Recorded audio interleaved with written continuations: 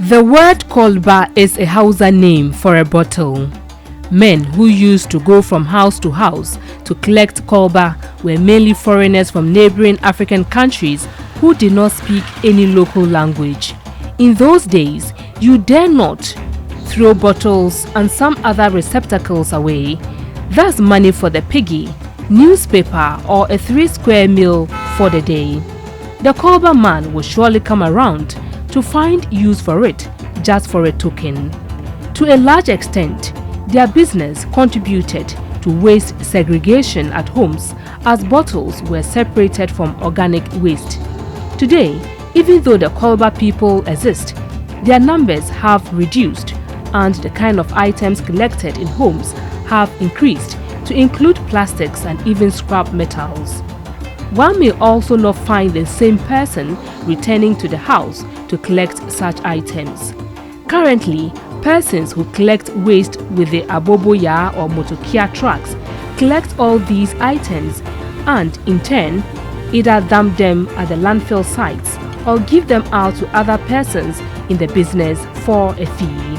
Clearly, the number of kwalba men who plied their trade and helped separate waste has reduced drastically, and the country is yet to implement modern ways of waste segregation. Even more, due to population increase, their efforts are almost insignificant owing to the large numbers of bottles and plastic waste generated.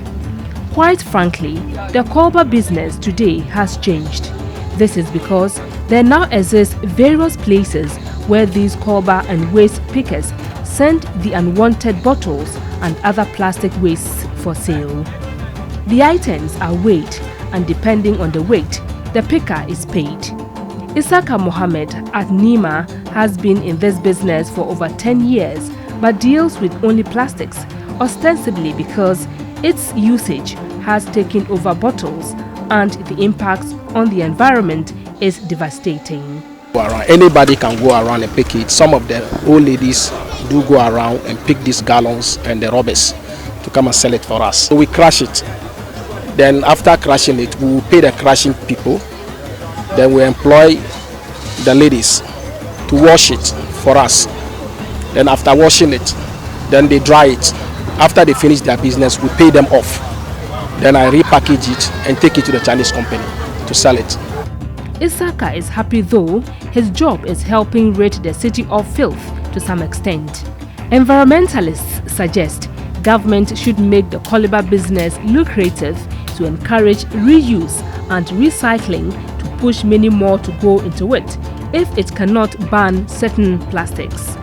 Alhaji Inusa Ibrahim, also at Nima, depends on the kwalba people for these plastics and later sells to others. Go for Malata, Usu, anywhere you go for Waka come.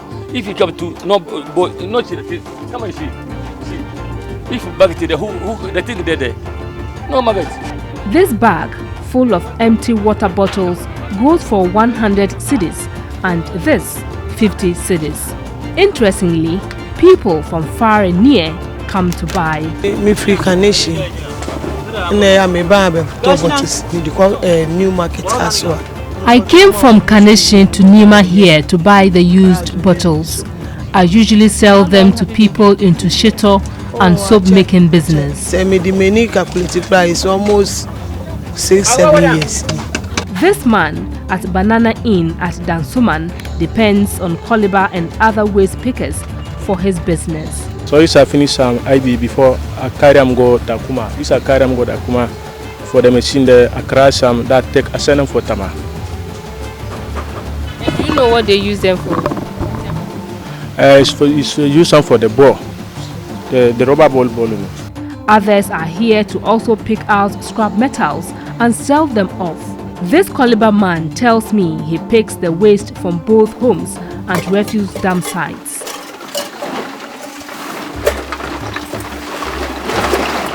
I go and collect in the boiler top, the beach side. We go and collect inside this thing, the seaside. Sometimes if you pass, somebody gets some in home, he should call you that come and collect it. The thing make baller the door, collect all go to baller. We know that the thing is small. We get something small inside. If you like this, we come and wait. We will get our daily bread. While reuse is highly encouraged, health experts suggest it is also important to regulate companies which buy from the Kwalba people to ensure they are thoroughly cleaned and disinfected before they arrive in homes again.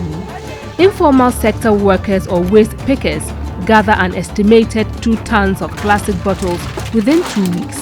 In Accra alone, some 80,000 tons of waste is generated every month, and plastics, particularly bottles, are increasing rapidly.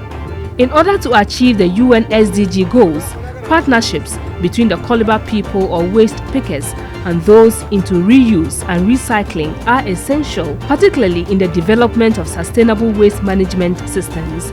It would also promote clean communities and help solve plastic pollution.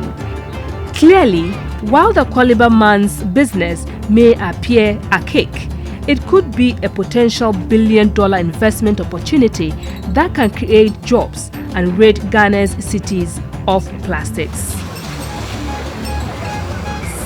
Evelyn Tengmaa, TV3 News, Accra.